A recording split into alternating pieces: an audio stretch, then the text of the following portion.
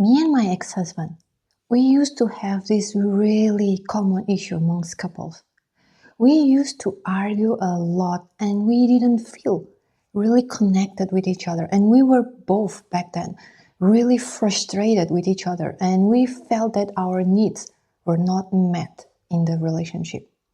And we tried back then two marriage counselors, but none of them actually helped us to dig deeper, really knowing what was the core issue within our marriage and really help us go through this and then solve the issue. And after many sessions and like a few €100 spent on the sessions, we decided to give individual sessions a try. So back then we were having these individual sessions helping us to go through our stuffs. And my ex-husband, he used to share what he was feeling in our marriage, the problems that his needs were not met. And his therapist suggested him to do something that not only backfired, but actually contributed to making the final decision of divorce. So what she actually suggested him was to, talk to your wife, be honest with her how you feel. Really, have you tried to be honest about it? And wow, this is actually a good advice because we do need to be able to talk about things in our marriage. In our situation, it really would backfire because we were what I would call a relationship deadlock in which both of us were frustrated with each other. Both of us were feeling unseen, unheard, not understood, and neither of our needs were met. And we were both actually resentful deep down towards each other.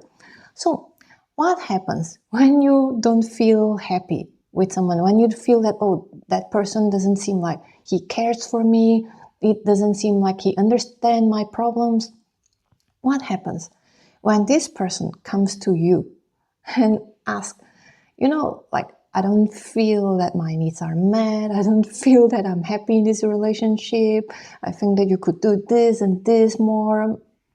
Of course, it wouldn't really sit well with you because you're already feeling that, why is it that this person is not really caring for my needs and now he's asking for his needs to be met, right?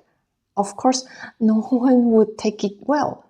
So it's important that couples can talk about things. It's important that we can be honest of how we feel, etc., etc.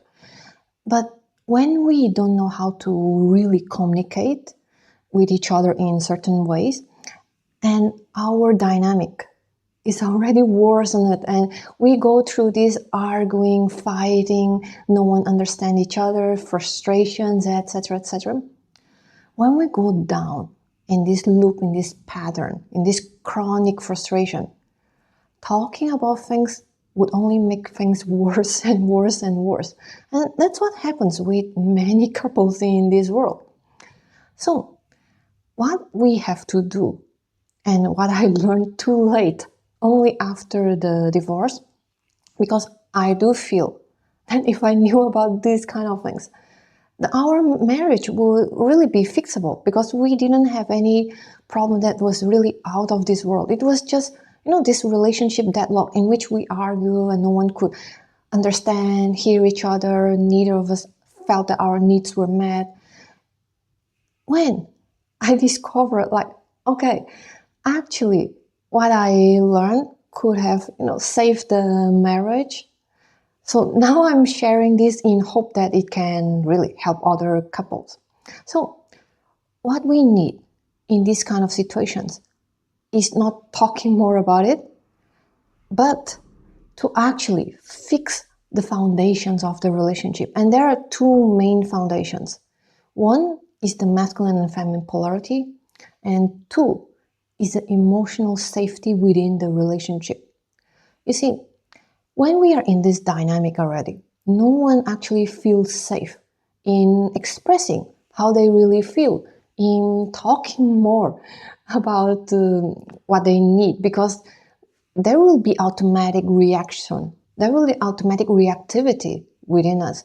So when we are already like wired chronically in our brains to react with defensiveness, hesitation, resistance, because we are like already feeling that, oh, I need to defend myself if she or he is raising a problem. What about me? What about this situation, etc., etc.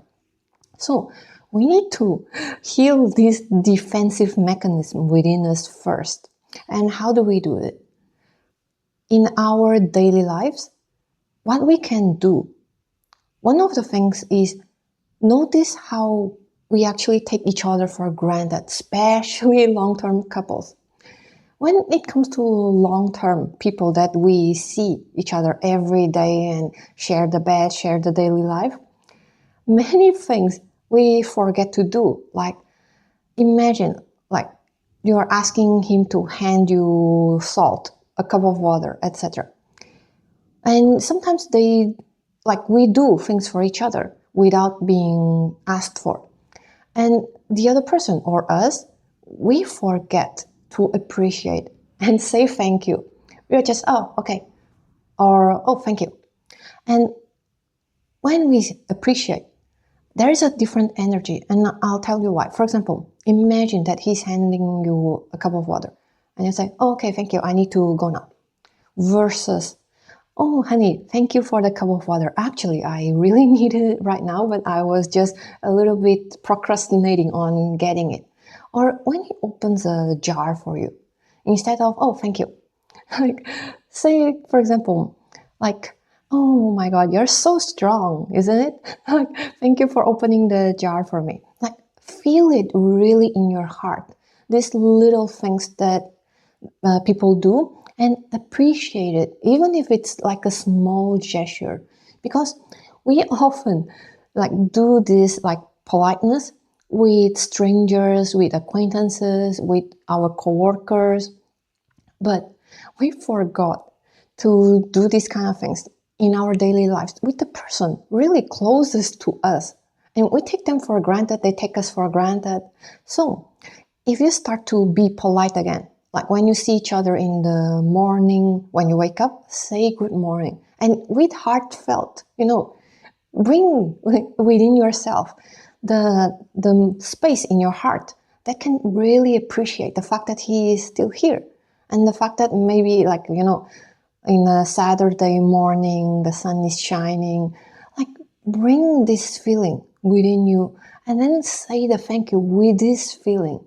It really, like these kind of little things, you have no idea how it changes the energy subtly. And you don't even need to, talk about things to make things better. These little things subconsciously send each other the signal that you're actually happy and relaxed with each other's presence and not that usual defensiveness.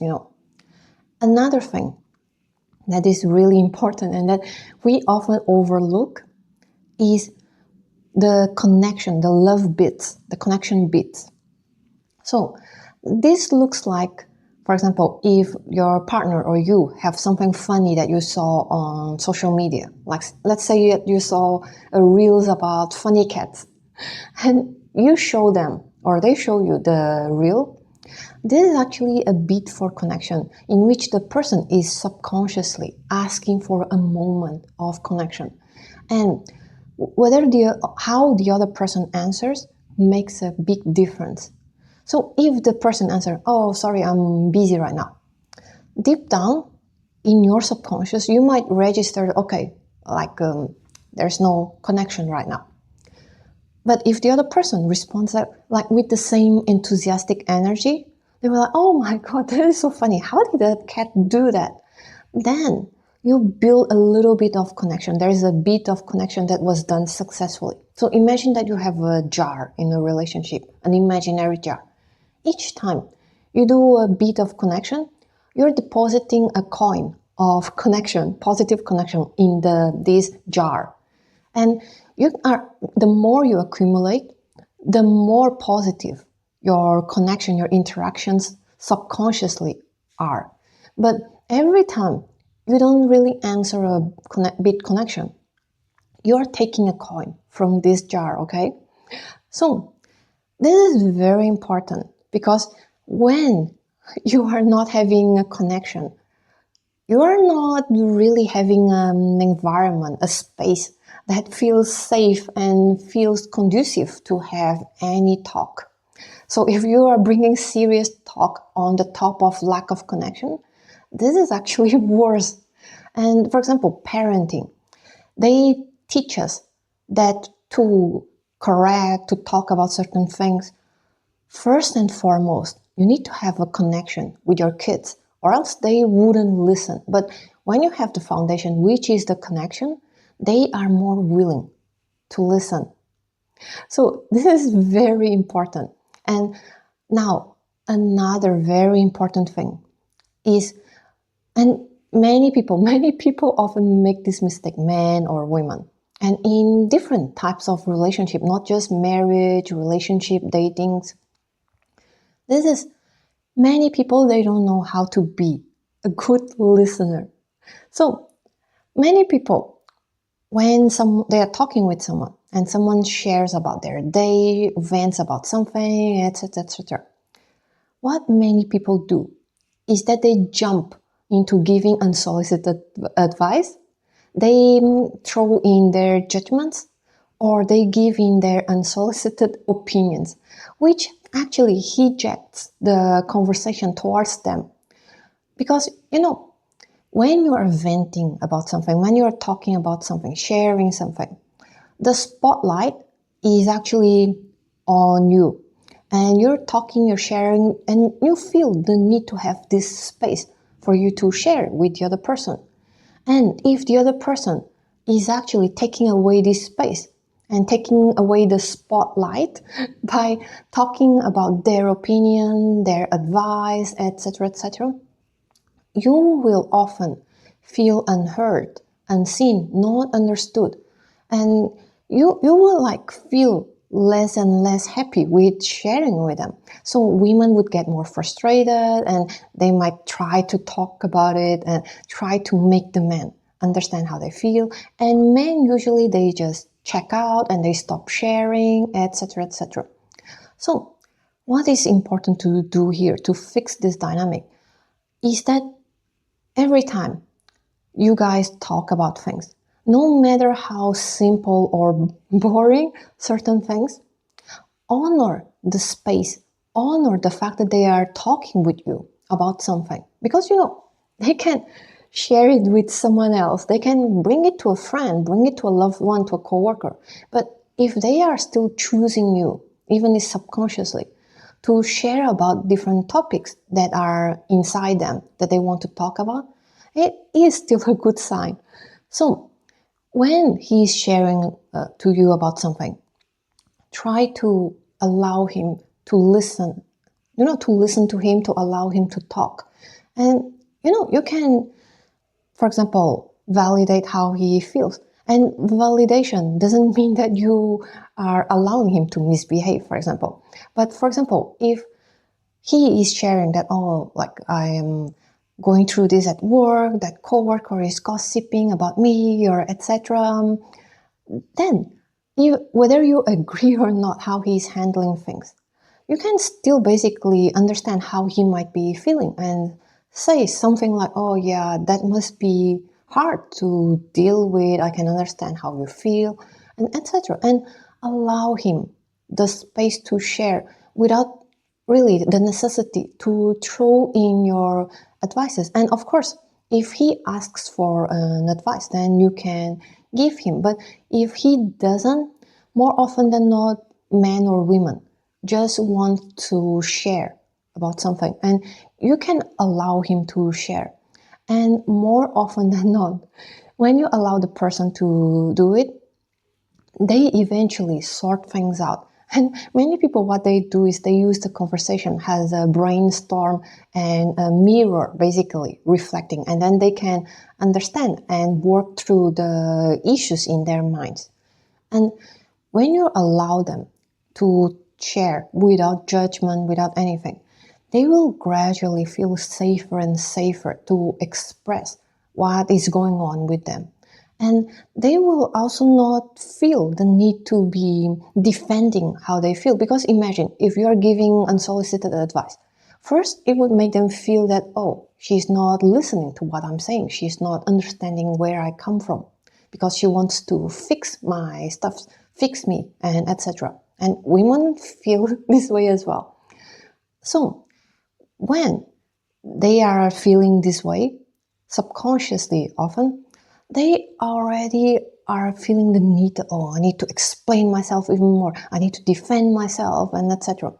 So by you giving them the space to talk, by you being understanding, and remember to be present, not checked out, not checking your phone, not anything, but look at them, sit with them side by side, like be with them really. Give them the energy of your presence because people can feel it. And people, if he feels that you're not really respecting him or that you're dismissing what he has to say, then he will check out or he will feel defensive or hurt. So when you are able to provide a safe space, he will gradually feel more and more at ease. So when you're doing these three things, which is, let me remember, like the connection bits, the safe space, and to be grateful for even the smallest things, and bring in also playfulness, the playful energy. Like, okay, there are days that maybe you might be pissed, maybe you might be angry with them, but if you are like just going on day by day, and if you can bring in like small jokes or like, small thing, like even if he's just, you ask him to open the jar and you just make a small joke about it. Like, wow, you're so strong. And I should ask you to open the jar more often. See, you can bring in small things. Then gradually turning things around, turning the environment, the vibes between you both around, then you will have more and more receptivity. You will have more and more emotional attunement with each other. And then, only then, you can start to bring in certain topics that you want to talk about, because now your brains are dropping the usual defense mechanism. So there is less resistance. So there's less, hesitance and defensiveness. And this is really important. So don't always just try to talk about things, but also pay attention to the foundations of the relationship. And then also, this is also very important, learn how to talk about things in the way that people listen. Because if you go there with the energy of, hey, you never do this, you're always making these mistakes, I'm so tired, then of course, like no one likes this kind of energy. And in their brain, it triggers danger. So their brain would be defensive. So they would be like automatic, and they would be responding in the wrong ways before they even catch themselves most often, unless they are like learned communicators. So if you like this content and you actually want to learn more about this, I have the course, The Art of Feminine Communication and Influence, where I actually share a lot of the deeper teachings, because I cannot share certain things on YouTube, Instagram, TikTok, or else I might trigger the algorithm, I don't know. And there are things that it's more exclusive and deeper that I teach in this course. So if you really feel called to learn more and have a juicier relationship, knowing how to communicate what you desire in the way that he really listens and inspires him to step up, come join our course, The Art of Feminine Communication and Influence. And if you want to listen more of this on YouTube, Instagram, TikTok, follow this channel and you'll see more of this.